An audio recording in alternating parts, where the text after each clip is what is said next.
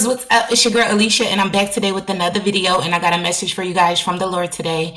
Before we dive into this word today, I need to take a second and welcome all of the new angels to the Academy. This is a God-ordained safe space for men and women to heal, to be vulnerable, and to grow into the fullness of God. So if this is your first time to the channel, please make sure you hit that subscribe button. Come over and join the family. If you are already one of my angels, you guys know I love you so much. And without further ado, let's just dive right into this video. So hey angels, hey family, how are you guys doing today? Comment down below and let me know. Before we dive into this word today, I need to take a second and thank all of my moderating brothers and sisters. I love you guys so much. Thank you guys for holding down the chat, helping me keep a safe and clean community here. I need to take a second and thank my super chat family. You guys are the absolute best. Thank you guys for sowing into God's vision here on the channel. You guys are greatly appreciated. And so, do you guys got your Bibles? You got to know I got mine. Comment down below. I got my Bible, sis. I got my Bible, so you know it's real. Glory be to God. And so I'm so super excited to dive into this word with you guys today. But before we dive into this word, you guys know that we need to take a second and allow the Holy Spirit in. Although I know he's already here, but you guys know that we do nothing here without God. And so, Father God, in the name of Jesus, I thank you, Lord. I thank you for your mercy, your grace, and your protection, Father. I ask that you lead and guide this conversation today, Lord. Whatever it is you want me to speak to your people, I ask that you use me today as only you can. In Jesus' name I pray, amen. Comment down below, amen, so I know it's real. Okay, angels, so I'm so excited to get into this word with you guys today. God told me to title this message today, Moving Forward After Losing a Spouse. So today we're going to dive into how do you actually go on after death. So this video is for anybody that has been grieving the loss of a loved one, whether it be a spouse or whether it just be somebody that you love and they were close to you. I've actually been having that nudge in my spirit from the Holy Spirit to do this video for a while. And so I hope that this video is very informative and helpful. And so a lot of you guys know that I lost a spouse. Some of you guys are new to the channel, so you may not know. And so I'm just going to share a little bit of information with you guys. I'll also tag some videos down below. If you guys is like, wait, what happened, Alicia? I need to catch up. The videos will be down below. Okay, family? Okay, angels. So on December 3rd, 2022, you guys know that I lost a spouse. His name was Duran. So rest in peace to him. But if you guys don't know by now, Duran was actually murdered. Somebody stabbed him in his heart. And so I just want to leave it there with you guys today. But I feel like we don't talk enough about what it's like to actually grieve. And so when you really love someone and they just suddenly die, nobody wants this grief to come into their lives. I know certainly for me, I did not want a piece of my life story to be that the man that I loved was stabbed to death. And so understand that it's hard to go into pain that intense and not know how you're going to come out of this thing. And see, here's the thing, family. It will completely break you and you will feel completely separated from the world. It almost feels like you're on another planet. You see everyone around you going on with their life and you feel completely separated from them. So essentially what happens is the world moves on, but your world has stopped. Somebody comment down below, sis, I get that, if you understand what I'm saying to you guys today. At this point, you're consumed with so many thoughts and feelings, and you feel like nobody can feel your pain. And so when dealing with something as heavy as grief, you have to learn to deal with your emotions. And although you're going to feel like you're in this dark cave of pain, and you're going to feel lost, and you're not going to understand how you're going to be able to get back up. In this phase, you're isolated and you're alone, but you have to figure out how you will put yourself back together. You got to be able to ask yourself, how do I want to grow from this? So understand that grief is very serious, and some people actually pass away from the pain of it. So I personally started by finding things in my life to live for. This will be your motivation to keep going. And so I had to look at my 4 children and say, you know what? I'm going to bounce back from this. So I stayed in my word. I stayed close to God. I knew he was the only one who understood my pain. And he is the only one that has been with me to see it all. So being close to God helped me to have faith that he is in control and that I'm just a piece of the story that brings him glory. Ooh, this is a right down word for somebody that helped me to understand that he can and he will heal my broken heart and renew me and my life. And so I started there. But I can remember I still had a lot of highs and lows. And so you got to understand that grief comes in waves. Sometimes I felt okay, and other times I couldn't keep myself from crying. My soul was so hurt. My eyes would cry on their own, y'all. But I needed to get it out. and it was literally running out of me, no matter how strong I tried to be. I can remember being flooded with endless memories, and I couldn't see or talk to anyone without his name being mentioned. And so in this space that I was in, I realized that I had to take it a step further, y'all. And so I started to go to therapy. And God is so good, y'all. He always knows just how to send you whatever it is that you need, right? I was led to a Christian counselor who was amazing, by the way. Her name was Erica. And so shout out to Erica. I was with Erica for a year. Once a week we met, and I needed it. It was a safe place to vent and release my pain. And so we worked from current situations, which was the passing of Devon, and we worked our way backwards into my childhood, which was being raised in a household with an alcoholic father who was abusing my mother. And so I'm sure you guys could understand that it was a lot to unpack. But I learned so much about myself, the things that I struggled with, and how to change my mind and make better decisions. She also guided me through my feelings. A lot of times I couldn't understand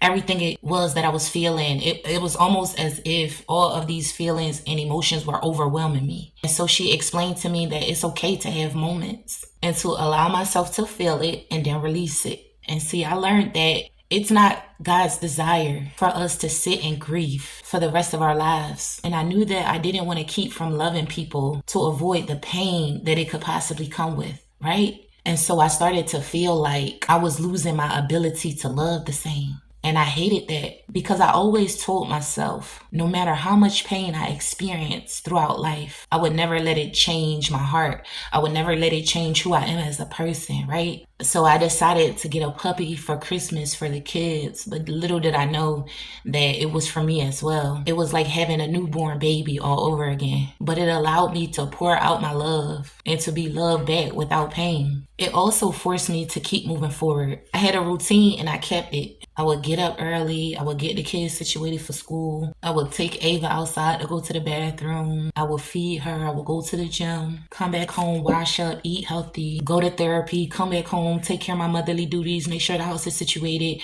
start preparing for the kids to be coming home from school, cook dinner, and do all of the things that I would normally do. Now, keep in mind, family, I'm in a space where I have everything to do, but I really don't want to do anything, right? You know that place where you can just crawl in the bed and just be in there all day. But I had to force myself to keep going. This was my life, and I had to keep living it. So it was very important for me to accept things for what they were and to make the most out of the hand that I was dealt. And so if you are someone that is dealing with grief, I want to encourage you today to heal properly. Know that the Bible tells us that God heals the brokenhearted, and He will. Don't try to drown your sorrows with addictive behaviors. You guys know smoking, drinking, overeating, all of these different things to try to stuff and mask the pain. I would say that it's also important to release any negative feelings that you have towards this person and hold on to the good memories. Let yourself be vulnerable. It's okay to not be okay. See, if you're someone that has been suffering with the loss and you have children, allow your children to be involved in your grieving. I know I had to, and this was hard for me because I always felt like I'm that old school type of parent, like the children's in the children's place, right? But you got to understand that what you're going through, what you're feeling, they have feelings as well. And so there were times when my kids would just come and check on me, because it just happened. It was fresh in the beginning, and they just wanted to know that I was okay. And so when they would come to check on me, there would be times when I would be crying and they would say, "Mommy, what's wrong?" And I would tell them, "I just miss Papa. That's all." Because my kids call him Papa. So I say, "I just miss Papa. That's all." And they'll give me a hug and I'll hug them back and I'll tell them, "But I'm going to be okay.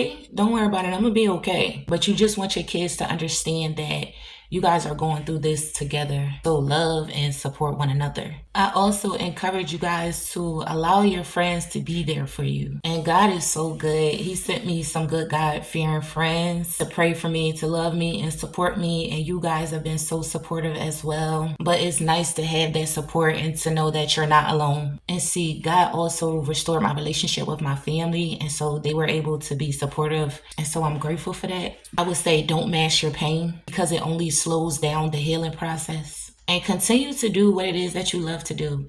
And don't be afraid to try new things as well. Because you're in this phase where you're in a transition and you're trying to figure out what your life is going to look like now. I would definitely say take care of your health. It was so good for me, combining the gym with therapy because it allowed me to focus on my emotional state, right, with the therapist, everything that I was going on inside. But the gym helped me to focus on, my health and making sure that I'm healthy and everything that's going on the outside and just kind of looking good and feeling good.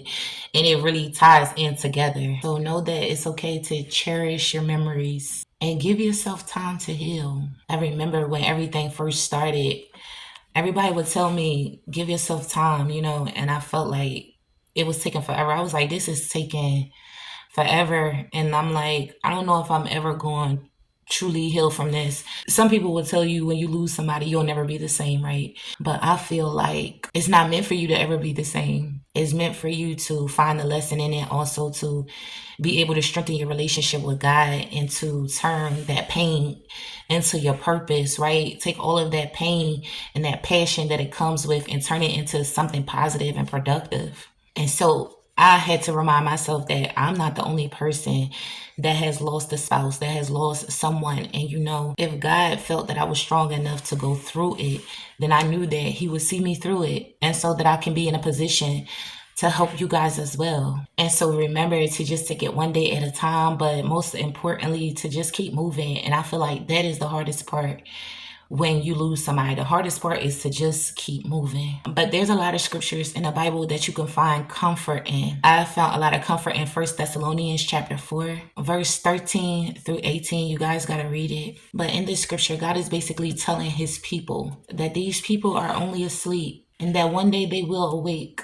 And so, although they may not be physically here with you today, you can find comfort in knowing that you will see them someday. And so, if this is your word today and you're watching this video and you're like, wow, sis, I needed this, know that if you're still here, you're here for a purpose. And so, I would encourage you guys to fulfill that.